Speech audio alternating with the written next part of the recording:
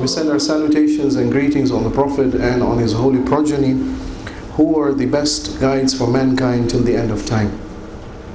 Elders, brothers and sisters, Assalamu alaikum wa rahmatullah.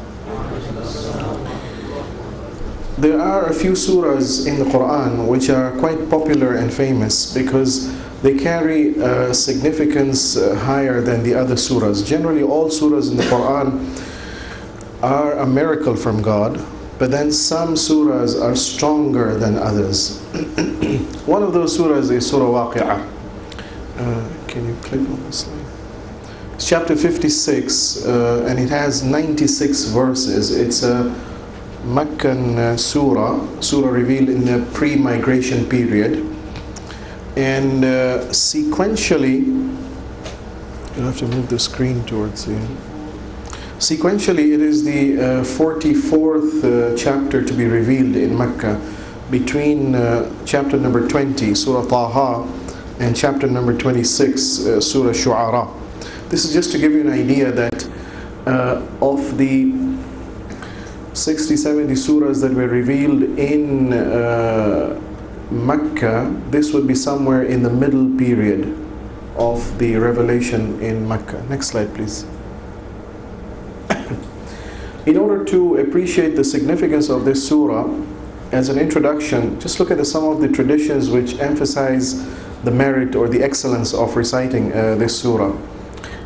Generally speaking, there are 3 or 4 themes mentioned in these riwayat. So number one, if you have economic poverty, this surah is good to recite. Number 2, if you want popularity amongst people, this is a good surah to recite. Number 3, if you want to know the description of paradise, this is a surah to recite.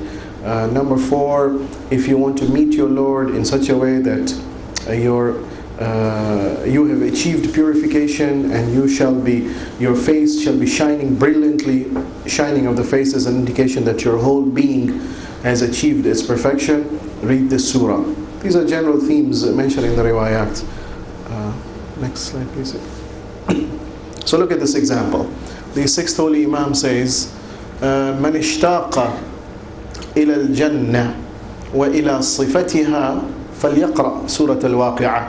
You want to appreciate the description of Jannah, what blessings Allah will be offering there.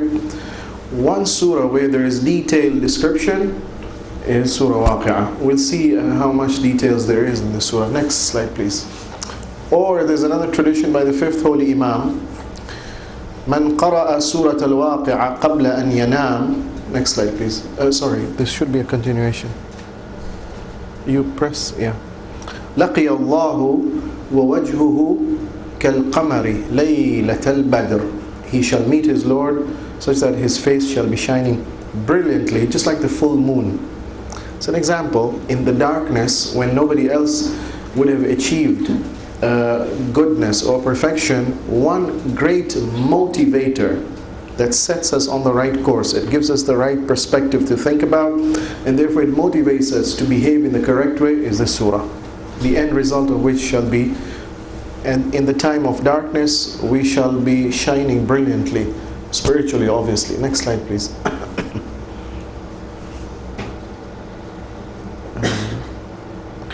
This is an interesting tradition. It's about the importance of the surah as far as protection against poverty is concerned. Abdullah bin Mas'ud was a companion of the Prophet, and when he was on his deathbed, he was visited by the Khalifa Uthman bin Affan. There was a disagreement between the two. Abdullah bin Mas'ud had been appointed the governor in one of the cities, Kufa or Basra, and he was the treasurer there. And he did not like the way the funds were being misused by Uthman's personally appointed family member there. Abdullah bin Mas'ud protested, but the relative wrote back to Uthman justifying his abuse of the funds.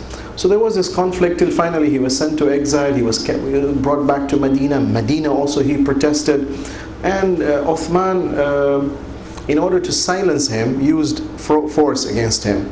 At the time when he was dying, as a gesture of courtesy, Uthman visits him, and he asks him, "Ma tashtaki?" What is your shikaya? What ails you? He doesn't say, "My body is weak and I'm sick." He says, "Dhunubi," I'm worried about my sins. I'm on the threshold of entering the next world. I have been a good person. Incidentally, one of those companions was close to the Prophet and who has reported from the Prophet about the Quran is Abdullah bin Mas'ud. And look at his training, the result of the discipline and the training he received from the Prophet. At the end of his lifetime, he's not worried about physical ailment. He's worried about his spiritual status. I'm worried about my sins. Ma tashtahi. So what is your aspiration right now? Oh, my children should be secured.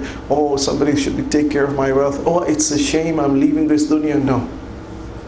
I desire for God's mercy. Rahmatu Rabbi. This is my desire. This is my shahwa in the positive sense. Well, you seem to be very sick. Ala nad'u at-tabib. Why don't we bring a physician to come and help you? Abdullah bin Mas'ud says, "At-tabibu qad amradani." The problem is the same physicians who have made me sick in the first place. Next slide. Your situation is not good, you're sick, you're leaving, you need definitely financial assistance. Why don't we order a certain stipend to be paid to you? أَفَلَا نَأْمُرُ بِعَطَائِكَ. We banned and prohibited these funds to be given to you, but now we can lift the ban. Next. So Abdullah bin Mas'ud replies that مَنَعْتَنِيهِ وَأَنَا مُحْتَاج. When I was in need, you never gave me. And now تُعْطِينِيهِ وَأَنَا مُسْتَغْنٍ عَنْهُ. Now you want to offer me. I don't need it right now. Next slide. So Uthman says, right, you don't need, and you have reached a state where you think you're above physical needs. But you know, when you leave, it's your daughters, they'll need it. Then why don't you keep it for them? يَكُونُ لِبَنَاتِكَ. So Uthman, Abdullah bin Mas'ud replies Uthman that لَا حَاجَةَ لَهُنَّ فِيهِ. They also don't need these extra stipends from your public treasury. Why? Because أَمَرْتُهُنَّ أَنْ يَقْرَأْنَا سُورَةَ الْوَاقِعَةِ. Because I've instructed them to recite this surah. Sababu, I've heard the Prophet sallallahu alaihi wasallam say that man qara'a Surah Al-Waqi'ah fi kulli layla la tusibhu faqatun. Whosoever recites the surah every night, he will not be afflicted with poverty or need. How? Let's go through the contents of the surah. Perhaps we'll get an idea of how the surah can influence an individual.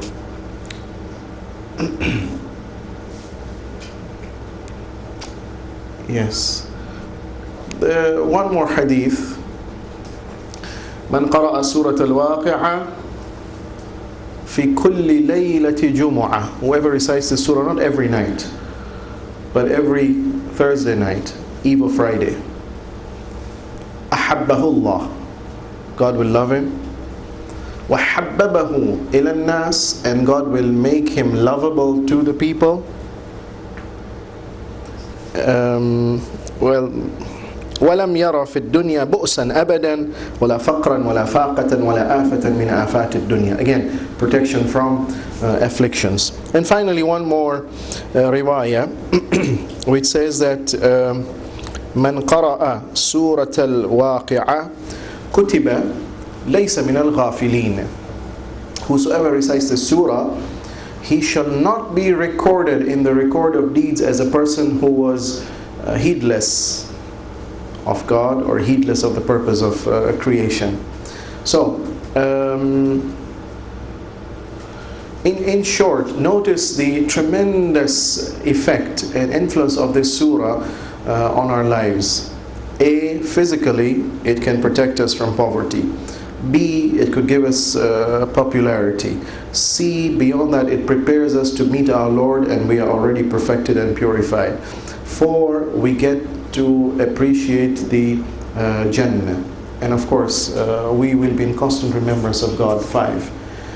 So in order to appreciate the contents of the surah, let's very quickly go through the outline. I think what you do is, write all of them, yes. The surah has 96 verses. We can divide it into 6 sections. Section number 1 is, look at it as the introduction, ayah number 1 to 6. إِذَا وَقَعَتِ الْوَاقِعَةُ لَيْسَ لِوَقَعَتِهَا كَاذِبَةٌ خَافِضَةٌ رَافِعَةٌ. The introduction, where the event is mentioned and the changes that will happen before the event occurs, and the effect of those changes then on mankind. So there will be physical changes. This event is undeniable, it's inevitable. There will be cosmic, global changes that will take place, and then the effect on mankind. Section 2. What will be the effect on mankind? Mankind will be divided into 3 groups. The good ones, the wicked ones, and the best and the foremost. Section 3. That's ayah number 11 down to ayah number 56. That's the major part of the surah. The 3 groups, the rewards are discussed in detail. So the best and the foremost first, muqarrabun, 7 different blessings that will be given to them in the akhirah. Then ashabul yameen, those who are righteous and those who are good doers, they may have sinned also, but generally speaking, their good deeds overwhelm their evil deeds. They're good generally. Ashabul yameen, ayah number 27 to ayah number 40, again 7 different blessings that they will be gifted with and rewarded. And group number 3, the mukaththibin, the dhalleen, those who deny the truth and those who are misguided and who avoid acting on the truth. Ayah number 41 to ayah number 56. 7 different punishments that they shall be given. 4th section, ayah number 57 to ayah number 74. 7 different proofs are mentioned why Qiyamah and the Waqiah should occur. The fact that where we began, how the sperm develops, how death is unavoidable, how this whole creation cannot be futile, the example of fire, the example of water, the example of vegetation. 7 different proofs are mentioned. Ayah number 57 to ayah number 74. And then the concluding section, the 5th section is on the Quran. فَلَا أُقْسِمُ بِمَوَاقِعِ النُّجُومِ وَإِنَّهُ لَقَسَمٌ لَوْ تَعْلَمُونَ عَظِيمٌ إِنَّهُ لَقُرْآنٌ مَجِيدٌ فِي كِتَابٍ مَكْنُونٍ لَا يَمَسُّهُ إِلَّا الْمُطَهَّرُونَ. There's a description of the purity and the loftiness of the Quran. There's one more section. And there's one more section, number 6. You'll have to go back the previous slide. Once more? Yes. Which is ayah number 83 to ayah number 96. The description of death. You're all surrounding a person at his deathbed. You can't do anything to stop the separation of the soul from the body. The separation will take place, and the end result of these 3 types of people who are dying: the foremost and the best, the good ones and the wicked ones. And then the surah ends by 1 tasbih. So you get a bird's eye view of what the surah generally is talking about. Essentially, it is about the occurrence of the event and the changes that will take place. 2, the results of those changes on the 3 different types of people. 3, the proofs of why this event must occur. And 4, the description of death, and which is the smaller event. The bigger event is the changes that will take place on a global scale. The smaller event, the Qiyamah al-Sughra, is the change that will take place individually for every soul, which is described in the last paragraph. Next slide, please. So let's go through the verses a little more in detail. We said section 1 is the introduction, the occurrence of the event. You'll have to press the Bismillahir Rahmanir Rahim. إِذَا وَقَعَتِ الْوَاقِعَةُ. Remember the time when the event shall happen. The translation is not the event shall happen. The translation is the imminent shall happen. Imminent meaning the unavoidable, the inescapable, the inevitable. It shall happen. Whether you like it or not, it will occur. It's so definite. Surah Waqiah, chapter 56, is in a family of surahs beginning from chapter 50, Surah Qaf, 50, 51, Surah Dhariyat, 52 Tur, 53 Najm, 54 Qamar, 55 Rahman, 56 Waqiah. This family of surahs, all of them talk about Qiyamah, either in the beginning part, mostly the previously mentioned surahs. Rahman talks about Qiyamah somewhere in between. But all of them talk about Qiyamah as a definite, inescapable, inevitable, unavoidable event. So now Waqi'ah comes and says, but you already know about this event. We've already mentioned to you. It is so definite. Forget, and the event is so great. In fact, what can we name it? The event.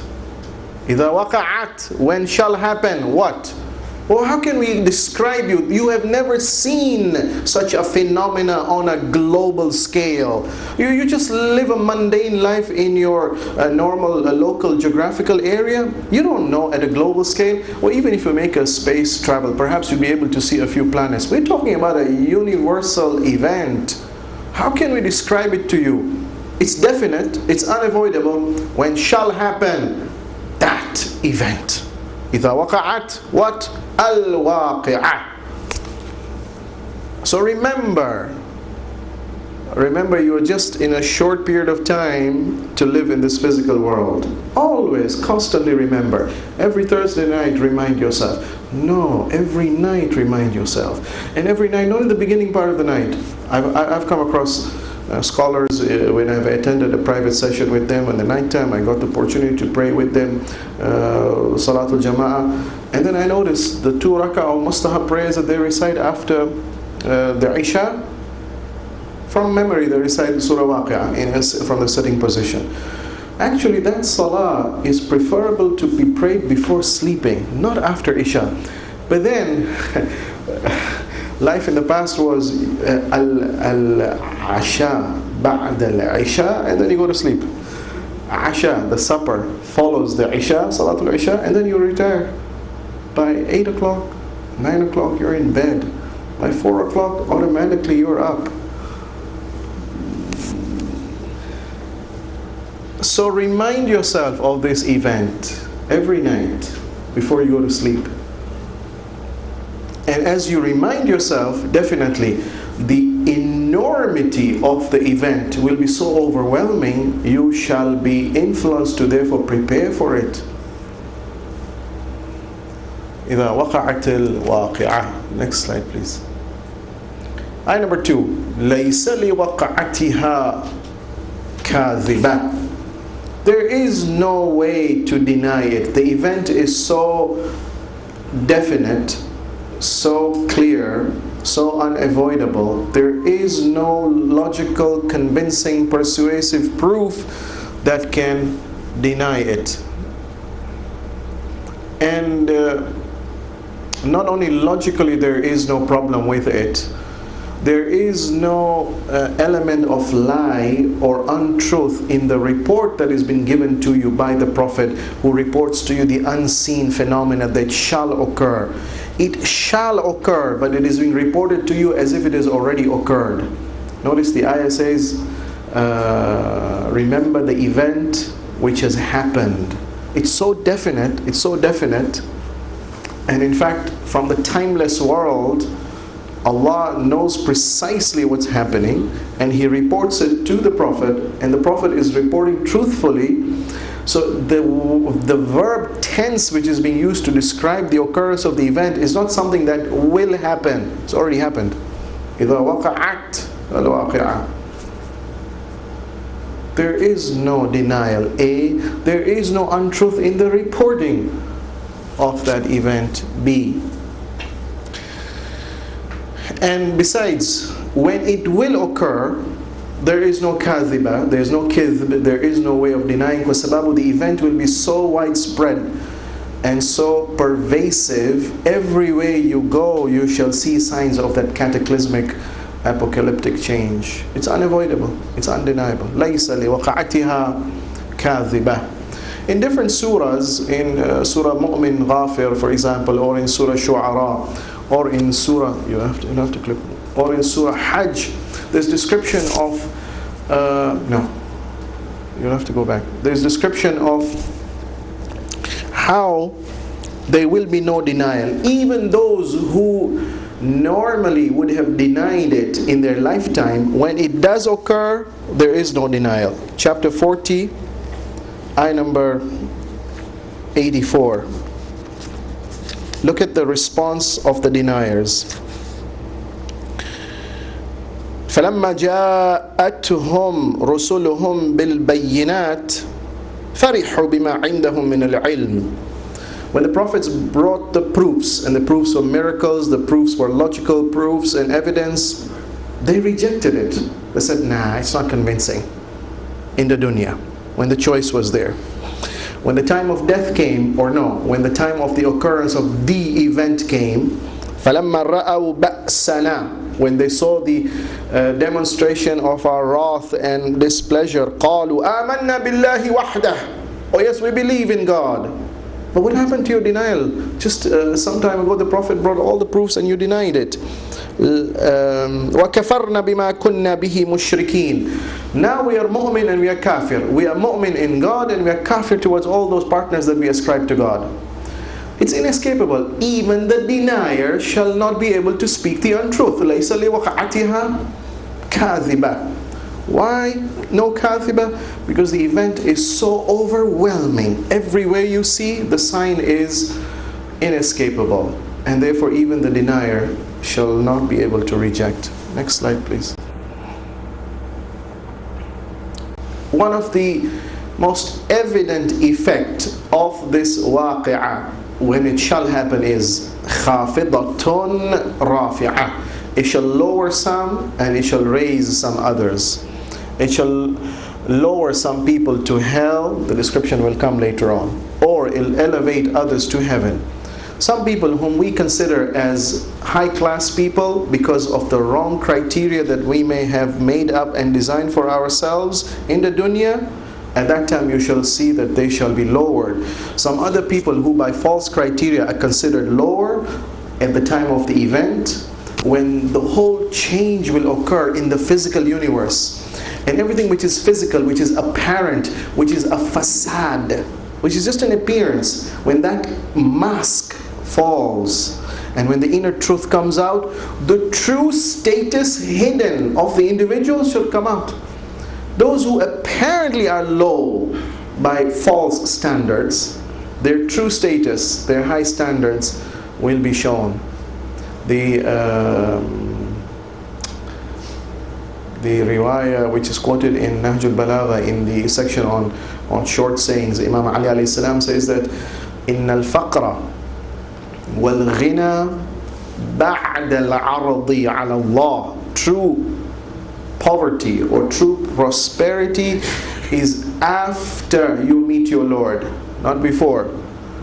If before you meet your Lord you may have prosperity, if it is falsely acquired, A, or if it is wrongly hoarded, 2, or if it is wrongfully consumed, 3, or made israf, 4, or not properly used, 5, or denied to the rightful deserving cases, 6, that prosperity is evil.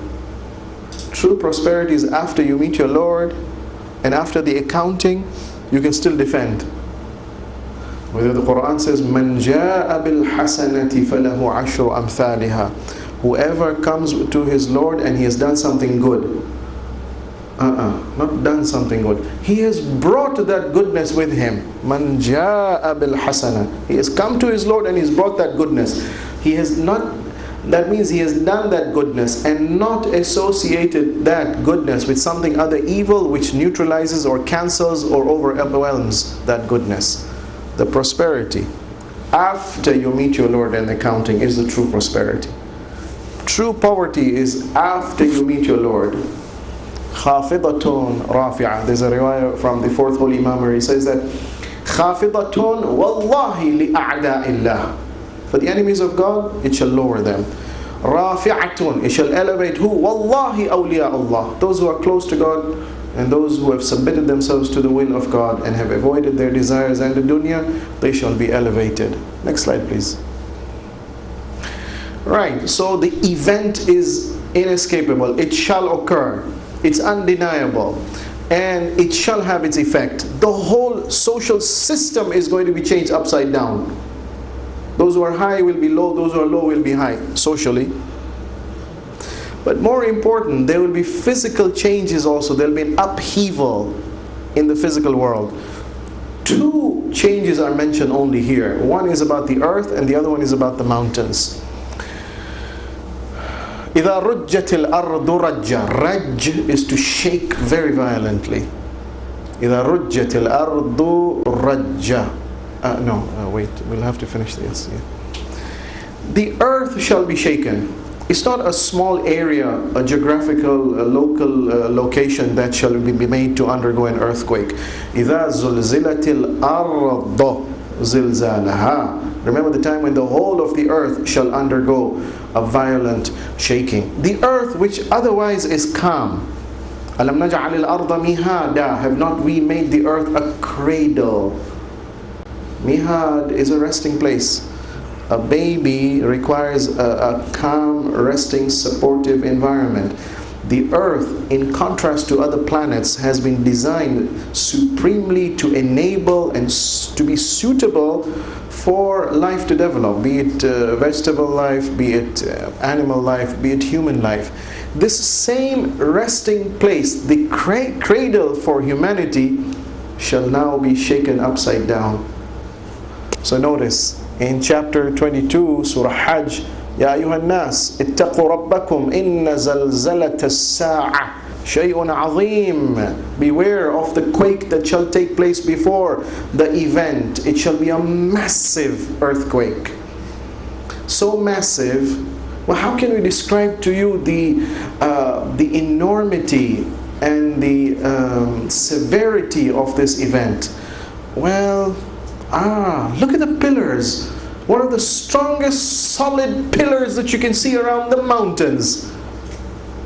In order to appreciate the severity, look at the mountains. وَبُسَّتِ الْجِبَالُ بَسَّ. Even the mountains shall be crumbled to dust. فَكَانَتْ هَبَاءً مُنْبَثًّا. The next slide, please. And the mountains shall be shattered because of these violent quakes. You're not talking about a single place. You're talking about the whole earth. In the Quran, different descriptions have been made about the mountain. In Surah Naba, chapter 78, ayah number 7, Allah says, أَلَمْ نَجْعَلِ الْأَرْضَ مِهَادًا وَالْجِبَالَ أَوْتَادًا. Don't you see how we have raised these huge stakes which stabilize the surface of the earth, the mountains. The mountains perform fundamental task of stabilization, but these very stabilizing forces are going to destabilize now. They themselves are going to be destabilized. Notice in Surah Haqqah, chapter 69, ayah number 14, وَحُمِلَتِ الْأَرْضُ وَالْجِبَالُ فَدُكَّتَ دَكَّةً وَاحِدًا. Literally, because of the violent shaking of the surface of the earth, the mountains will be uprooted and lifted up. That's how violent the change will be. Next slide. Not only will they be lifted up, they shall be broken and scattered. Surah 20, Surah Taha, ayah number 105. يَسْأَلُونَكَ عَنِ الْجِبَالِ. They come and ask you, oh, so you are telling us that this whole world is going to change. And now, look at these mountains. These are solid entities. What's going to happen to them? قَالْ يَنْسِفُهَا رَبِّي نَسْفًا. Allah will make them scatter to pieces. These very solid entities. Next slide, please. Okay. These yellow lines that you can see are the fault lines. That's where the volcanoes occur. You know that there's some countries in the world which are very prone to earthquakes and volcanoes. Japan. Look at those red marks that you see. Eastern coast of United States. And most of these fault lines, mercifully, are not on land. They're in the bottom of the oceans. I would just like to show you a small clip. Where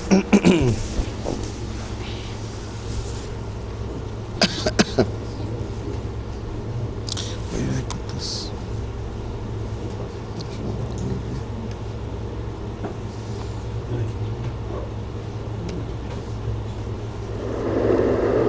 Volcanoes act out in every...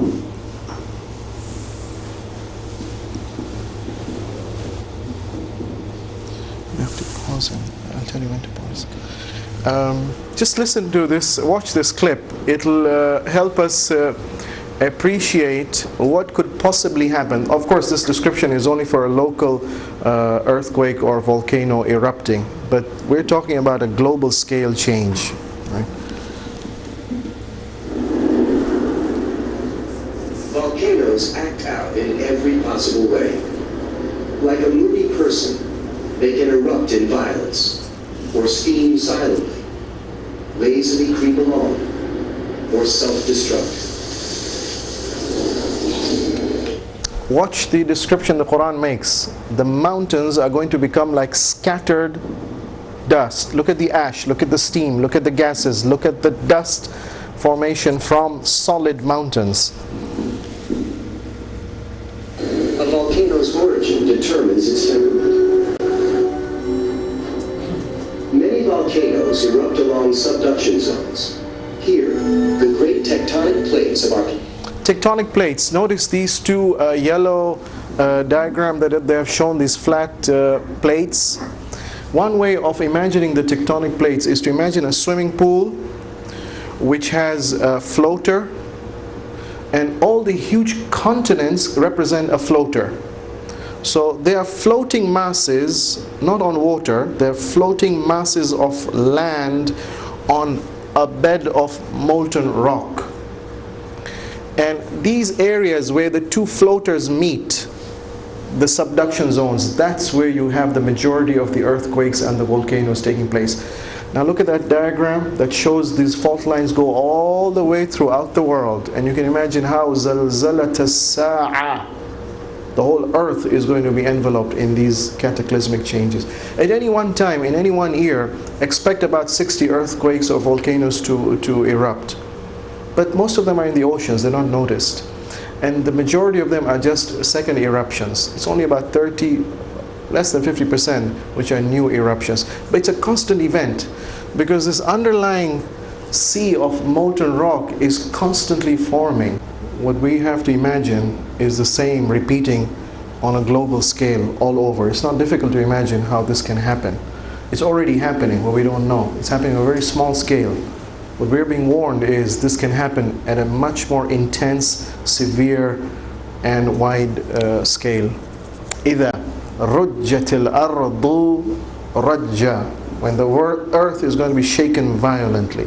وَبُسَّتِ الْجِبَالُ بَسًّا, and the mountains also will crumble. فَكَانَتْ هَبَاءً مُنْبَثًّا. Haba is they're going to become tiny particles, so tiny you can't even see them.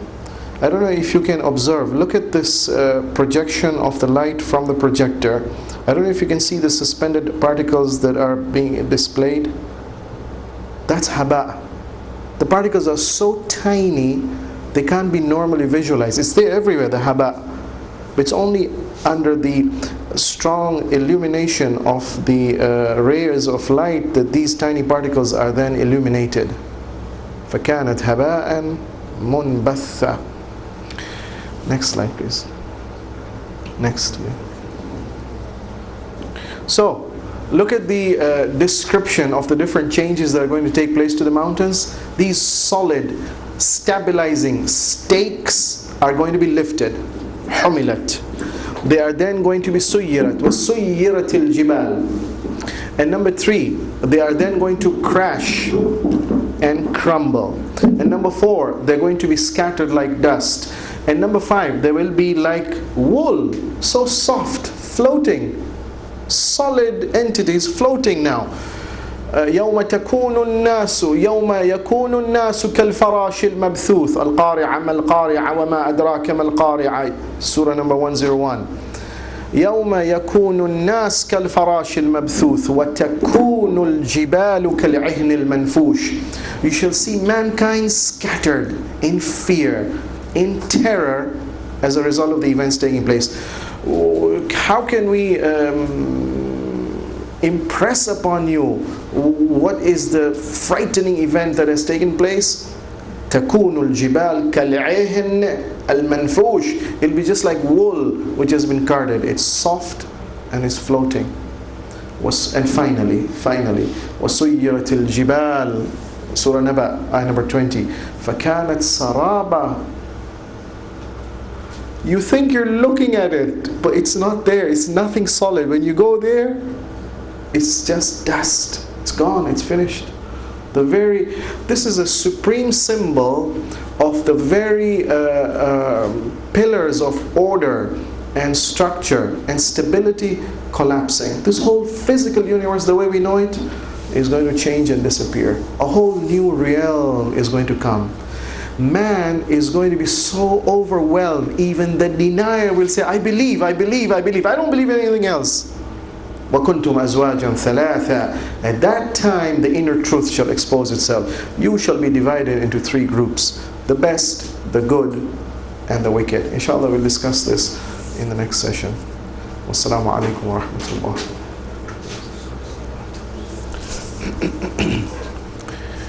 If there are any questions, yeah.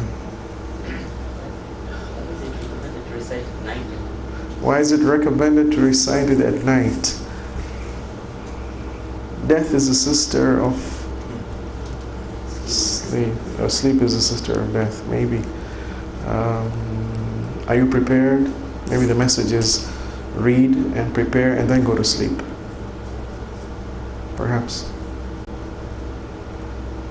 Yes? Doctor, the way you explained it, it looks like when the earth is shaken up. Yes. It'll be done in natural ways.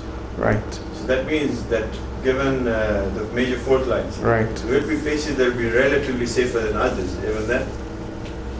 In Surah Qiyamah we saw that the changes will be so global that يَقُولُ الْإِنسَانُ يَوْمَئِذٍ أَيْنَ الْمَفَرُّ. Where can I escape to? كَلَّا لَا وَزَرُ. At that time there is no refuge. إِلَى رَبِّكَ يَوْمَئِذٍ الْمُسْتَقَرُّ. You can only find true refuge in God. No, this is just an attempt to make us understand perhaps how this will occur. I mean, these same natural processes can be speeded up and can be spread much further than the current knowledge that we have of where the fault lines are.